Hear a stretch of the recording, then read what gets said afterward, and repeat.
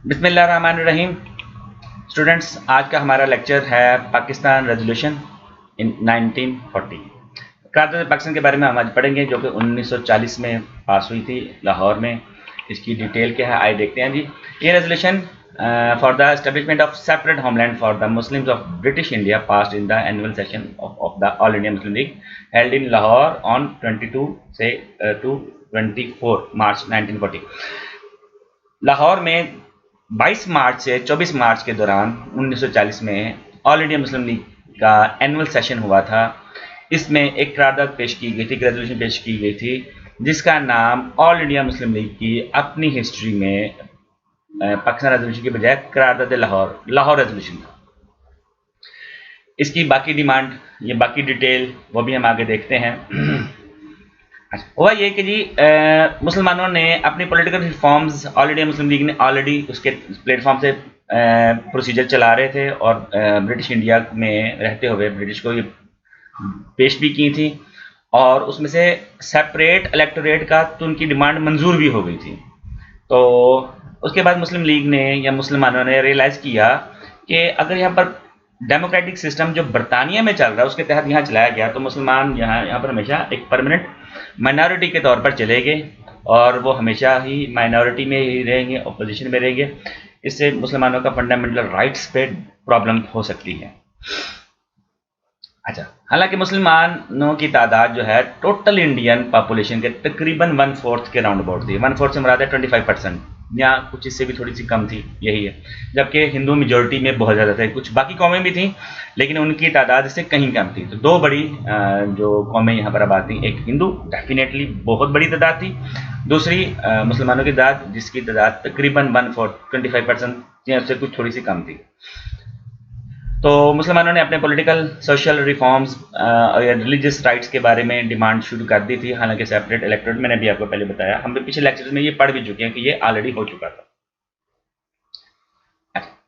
तो उन्होंने ये देखा कि जी अगर पॉलिटिकल डेवलपमेंट इसी तरह चलती रही, इसी तरह होता रहा, सेपरेट इलेक्टोरेट अगर ना हुए तो हमारे लिए प्रॉब्लम हो जाएगी। सेपरेट इलेक्टोरेट होने के बावजूद मुसलमान यहाँ पर कभी भी हुकूमत में नहीं आ सकते। जैसे कि आपको ऑलरेडी पता है कि आज भी हिंदुस्तान में कभी भी कोई मुसलमान सियासी जमात जो है ना वो हुकूमत में नहीं आ सकी।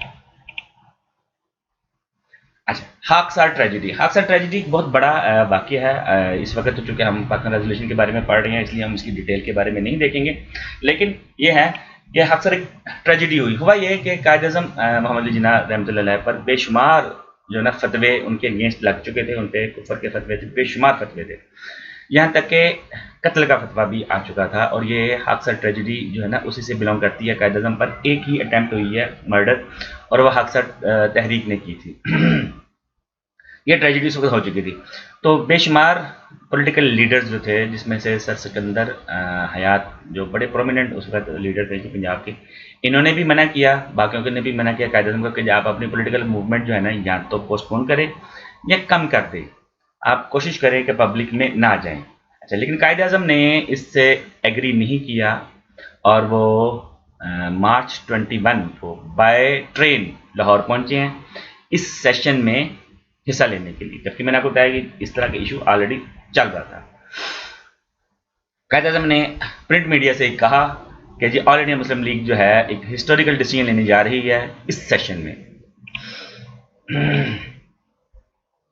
कायद-ए-आज़म का जो एड्रेस था, उन्होंने बताया कि जी हिंदू और मुसलमान दो डिफरेंट रिलीजियस फिलोसफीज रखती हैं, इनके सोशल कस्टम्स भी अलग अलग हैं, लिटरेचर भी अलग अलग है।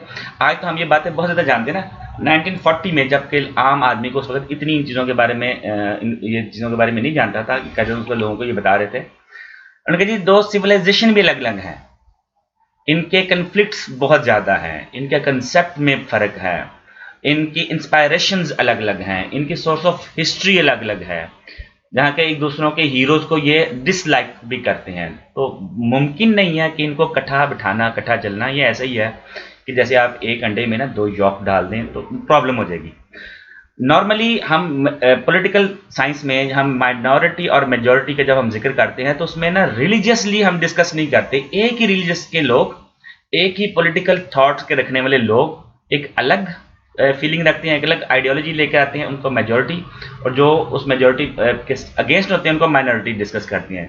जबकि ब्रिटिश इंडिया में ये चीज़ें अलग अलग चल रही थी। इसमें एक मजहब के लोग अलग में जो लेके आए थे अपने आइडियोलॉजी, दूसरे मजहब के लोग बिल्कुल सेपरेट जो है ना वो आइडियोलॉजी लेकर आए थे। इसलिए यहाँ पर ये प्रॉब्लम कुछ और थी।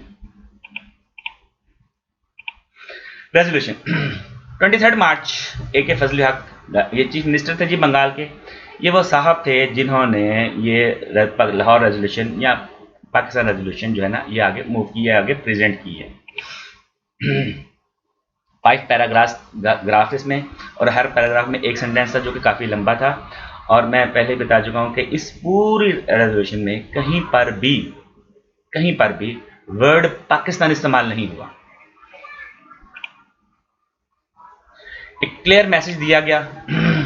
वो मैसेज क्या था जी, अभी देखते हैं जी, कि no constitutional plan would be workable और एक्सेप्टेबल। कोई पॉसिबल नहीं है, कोई ऐसा वर्केबल प्लान या एक्सेप्टेबल नहीं हो सकता जिसमें मुस्लिम की ज्योग्राफिकल हैसियत को आप डिस्टर्ब कर दें, उनके रीजन को आप डिस्टर्ब कर दें और उनके टेरिटोरियल को आप रीएडजस्ट करें। अगर इस तरह का कोई भी प्लान किया तो वो एक्सेप्टेबल नहीं होगा। आपको ब्रिटिश इंडिया को कहा गया कि जी आपको इतनी बड़ी तादाद के जो लोग जो कि दूसरे जो कि हिंदू मज़हब की नहीं, एक और मज़हब मुसलमान हैं, इस्लाम से ताल्लुक़ रखते हैं, उनके लिए आपने अगर ये चीज़ें एडजस्ट ना की तो ये यहाँ पर चीज़ें प्रॉब्लम क्रिएट हो सकती हैं। अच्छा जी, क्या वजह कि मुसलमान वो एरियाज जहाँ पर तादाद में ज़्यादा थे, जैसे कि नॉर्थ वेस्ट में और ईस्टर्न जोन में, ठीक है, शुड बी ग्रुप, इनको ग्रुप ना दिए टू कॉन्स्टिट्यूट इंडिपेंडेंट स्टेट्स, इनको इंडिपेंडेंट स्टेट के तौर पर आप बना दें, डिक्लेयर कर दें, और इनको ऑटोनोमस बॉडी दी जा सकती है, दी जानी चाहिए, और सोवरेनिटी भी इनके अंदर हो, इनके पास हो, सोवरेनिटी का सिस्टम भी है। अच्छा, हिंदुस्तान चूंकि ब्रिटिश इंडिया चूंकि एक बड़ा मुल्क था, उसमें मुसलमान, सारे मुसलमान एक ही जगह पर नहीं थे, तो एक इलाका जो है ना वहाँ पर पंजाब NWFP, जिसके आज हम ये नॉर्थ वेस्ट फ्रंटियर प्रोविंस, जिसे आज हम KPK बोलते हैं ना, ये सिंध और बलूचिस्तान ये नॉर्थ वेस्ट में हिंदुस्तान के मौजूद था, जबकि बंगाल और असम ये नॉर्थ ईस्ट में मौजूद था। ये दो अलग अलग इलाके थे, लेकिन इधर भी मुसलमान ज़्यादा थे, इधर भी मुसलमान ज़्यादा थे। दरमियान में बहुत वसी एक इलाका था जहाँ पर हिंदू या दूसरे लोग या क्रिश्चियन भी वहाँ पर थे, लेकिन थोड़े कम थे। सिख भी बहुत ज़्यादा थे, लेकिन मुसलमान ये दो मुख्तलिफ इलाकों में थे, तो दोनों के लिए बातचीत हो रही थी। इसके बाद मौलाना जफर अली खान पंजाब से, जिन्होंने इसको इंडोर्स किया, इसको सेकंड किया। फिर सरदार औरंगजेब NWFP से थे, उन्होंने भी इसकी हमायत की है। फिर अब्दुल्ला हारून सिंध से थे, और फिर काजी ईसा ये बलूचिस्तान से थे। इसके अलावा बेशुमार और भी लीडर्स आए थे जिन्होंने इसकी हमायत की है और इसको इंडोर्स किया, इनको सेकंड किया। ये प्रोमिनेंट नाम के बारे में हम बात कर रहे हैं। Hindu reaction, definitely Hindu reaction जो है ना वो इसके अगेंस्ट था, बिटर था। उन्होंने डिमांड, पाकिस्तान की जो डिमांड थी ना, इसको एंटी नेशनल कहा कि ये हमारी नेशनलिज्म के खिलाफ है, ये मुल्क को तोड़ने के खिलाफ है। तो जाहिर है मुस्लिम लीग अलग से जब मुल्क के लिए बात कर रही है तो हिंदू रिएक्शन जो है इसके अगेंस्ट नेचुरली होना था, और वो हुआ, उन्होंने इसको अगेंस्ट कहा। अच्छा, हुआ ये कि जी वो सेंट्रल इस फैक्ट को देख नहीं रहे थे, उसको मिस कर रहे थे कि पाकिस्तान डिमांड जो है ये कितने ज़्यादा लोग कर रहे हैं, मुसलमानों की बहुत बड़ी तादाद।